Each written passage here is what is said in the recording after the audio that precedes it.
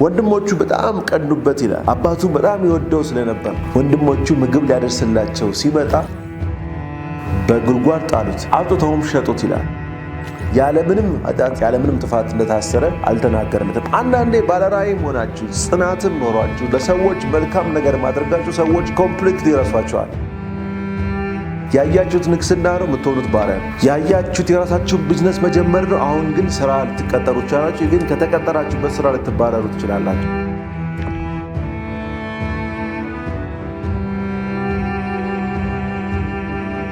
ራዕይ አይቶ መነሳት በጣም ከባድ ነው። በጣም ቀላል ነገር አይደለም፣ ከባድ ነው። ለዚህ ደግሞ ምሳሌ ካላችሁ በቅዱስ መጽሐፍ ላይ ዮሴፍ በልጅነቱ ራዕይ አይቶ ወንድሞቹ ሲሰግዱለት ሲመግባቸው ሲያኖራቸው አይቶ ይህ ህልም በዚህ መንገድ ተፈቶለት የደረሰበትን ነገር መጽሐፉ ላይ ሁላችሁም ታውቃላችሁ። ወንድሞቹ በጣም ቀኑበት ይላል።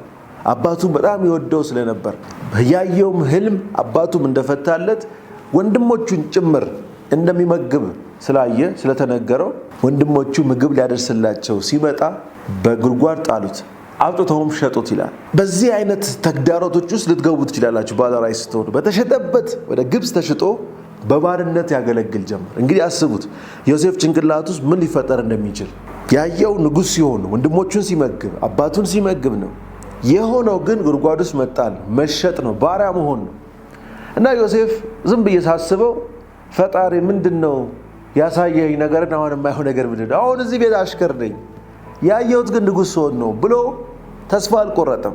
በጣም የሚገርመኝ ነገር ዮሴፍ በጽናት በሚያገለግለው ጌታው ቤት ውስጥ በጽናት ይሰራ ስለነበር በጌታው ዘንድ ሞገስን አግኝቶ አጠቃላይ ንብረቱን እንዲያስተዳድር ኃላፊነት ሰጥቶት እንደሄደ ይናገራል። ያንን ስልጣን ሰጥቶት ደግሞ መልከ መልካምም ስለነበረ በጌታው በሱ ጌታ ሚስት በኩል ባሳጥር ወይም ደግሞ በተንኮል እስር ቤት ውስጥ እንደገባ ሁላችንም እናውቃለን። አሁንም ዮሴፍ ጭንቅላት ውስጥ ምን ሊፈጠር ይችላል ብዬ ሳስብ ያየሁት ንጉሥ ስሆን ወንድሞቼን ስመግብ አባቴን ሳበላ ሳኖር፣ ነገር ግን አሁን ያለሁት እስር ቤት ነው ብሎ ተስፋ አልቆረጠም።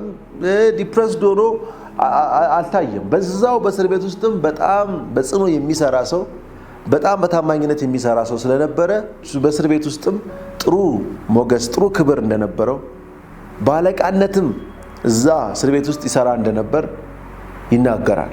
ያ ብቻ አይደለም። የንጉሱ ጠጅ አሳላፊ እስር ቤት ውስጥ በመጣ ሰዓት ህልም ባዩ ሰዓት ህልም እንደፈታላቸው በፈታለትም ለንጉሱ በፈታለትም ህልም ውስጥ ለንጉሱ ተመልሶ የንጉሱ ጠጅ አሳላፊ እንደሚሆንና በንጉሱ ፊትም ግን እንዳይረሳው አደራ ይለዋል። ያንን ሁሉ ህልም ከፈታለት በኋላ ያ የንጉሱ ጠጅ አሳላፊ በንጉሱ ፊት ጠጅ ሲያሳልፍና ያ ህልም የፈታለት ጠጅ አሳላፊ በንጉሱ ፊት የዮሴፍን አደራ ረሳ።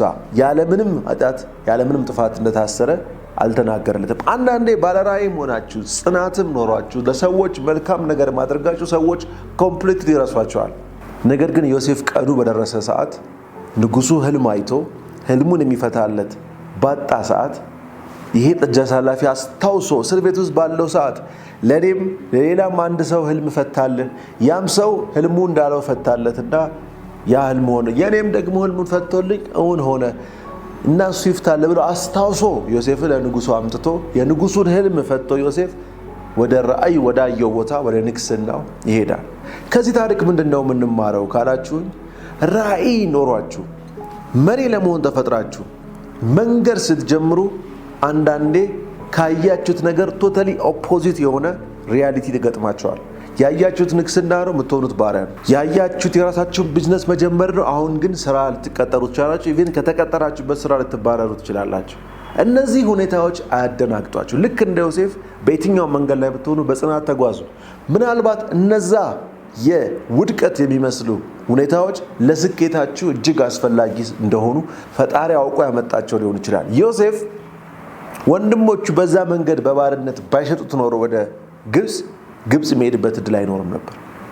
እዛም ሄዶ እስር ቤት ባይጣል ያቺ ተንኮለኛ ሴት ወደ እስር ቤት እንዲወድቅ ባታረገው ኖሮ የንጉሱን ጠጅ አሳላፊ አይገኝም ነበር።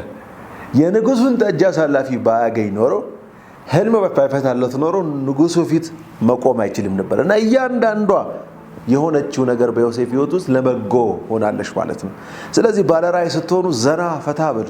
ከስራ ብትባረሩ መባረራችሁ ለመልካም፣ የምትጀምሩት ቢዝነስ ፌል ቢያደርግና ሌላ ቢዝነስ ብትገቡ ለበጎ ነው። እያንዳንዷ ነገር ወደ መልካም ትቀየራለች። ስለዚህ ባለራዕይ ለመሆን መሪ ለመሆን ተፈጥረናል። ፈጣሪ ድንቅ አቅምና ችሎታ እኛ ውስጥ አስቀምጧል።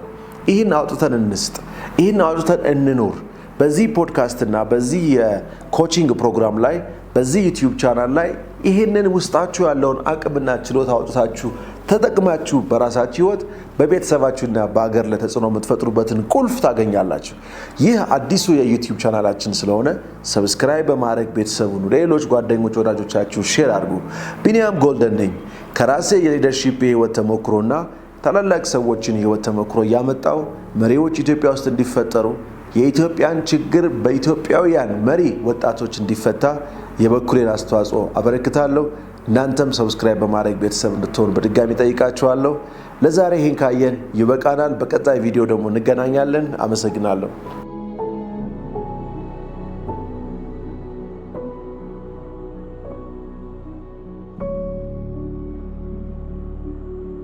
ወንድሞቹ በጣም ቀኑበት ይላል። አባቱ በጣም ይወደው ስለነበር ወንድሞቹ ምግብ ሊያደርስላቸው ሲመጣ በጉድጓድ ጣሉት፣ አውጥተውም ሸጡት ይላል። ያለምንም ኃጢአት ያለምንም ጥፋት እንደታሰረ አልተናገረለትም። አንዳንዴ ባለራዕይም ሆናችሁ ጽናትም ኖሯችሁ ለሰዎች መልካም ነገር ማድረጋችሁ ሰዎች ኮምፕሊትሊ ይረሷቸዋል።